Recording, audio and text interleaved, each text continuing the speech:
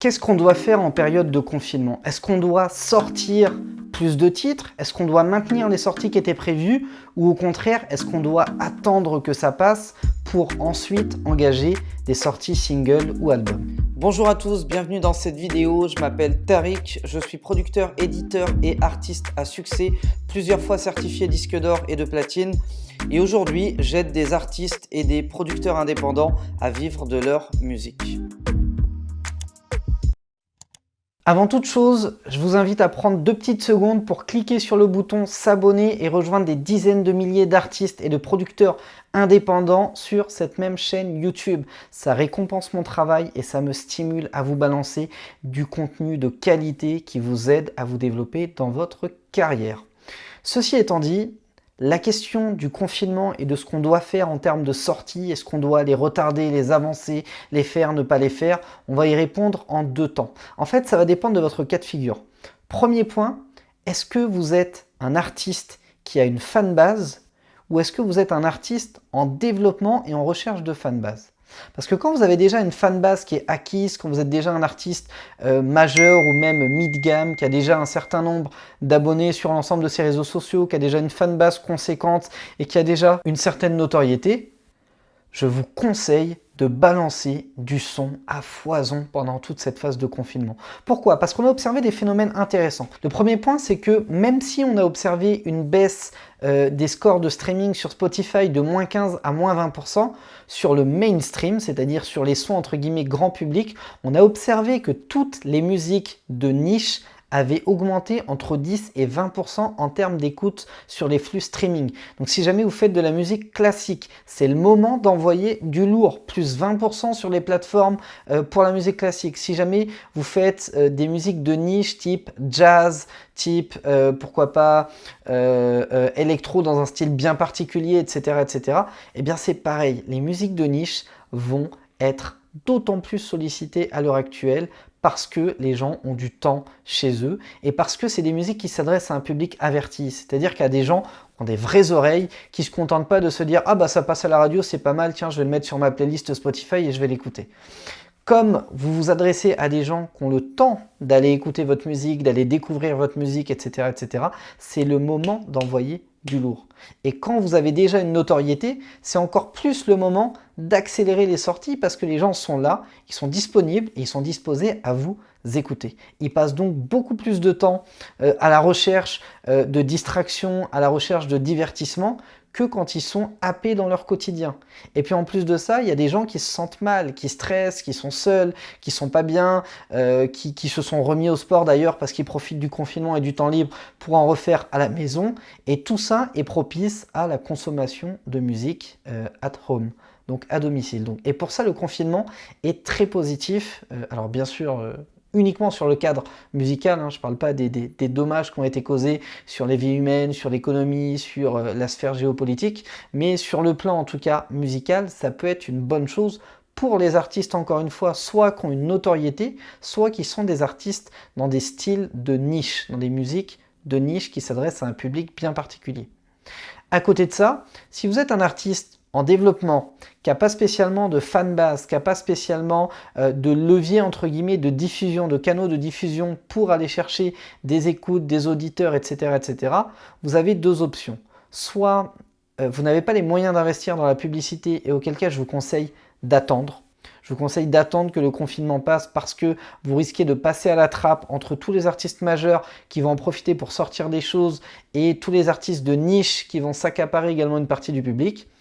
Soit vous avez la force financière d'investir dans de la publicité et auquel cas c'est le meilleur moment pour faire de la pub en ligne parce que quand avant vous faisiez une pub Facebook, Instagram ou YouTube et que les gens étaient occupés toute la journée, pour capter leur attention, fallait être excellent.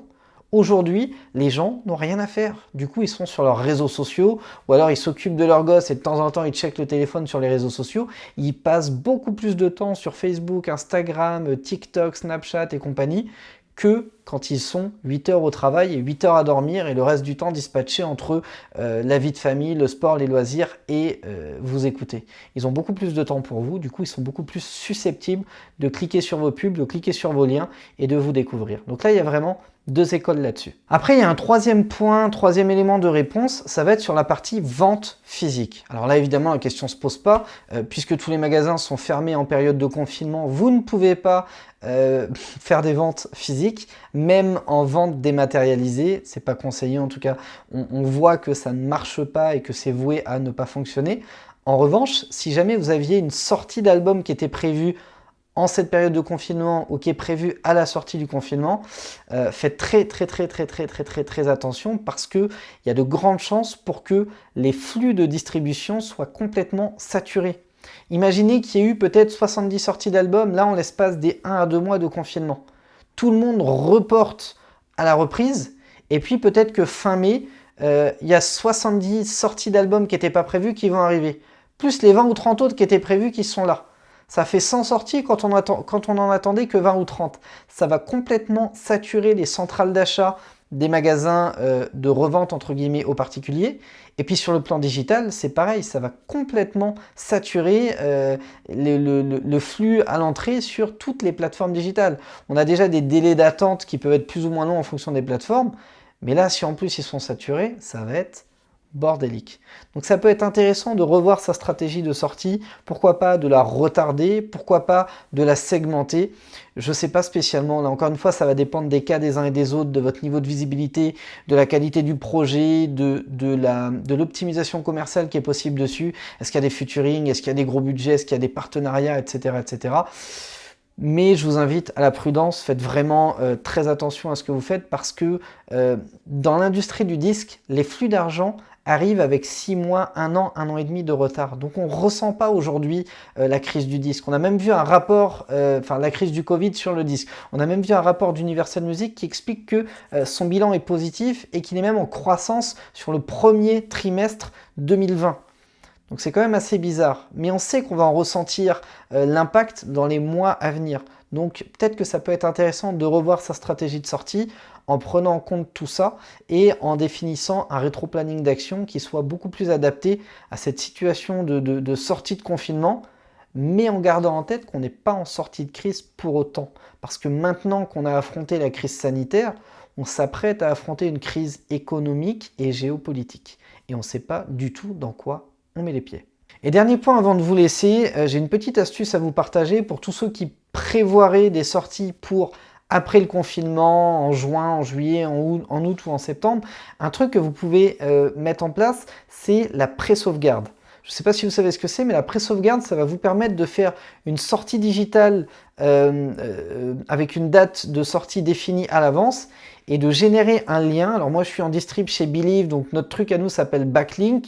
Avec Backlink, vous pouvez générer un lien que vous partagez à votre public et le public, une fois qu'il l'a, il va cliquer sur un bouton de pré-sauvegarde pour enregistrer en mémoire sur son compte Spotify ou Deezer ou autre le fait que quand l'album ou quand le single va sortir, eh bien, il veut que Spotify lui notifie qu'il est sorti et il va pouvoir l'écouter à ce moment-là. Et ça a trois avantages majeurs.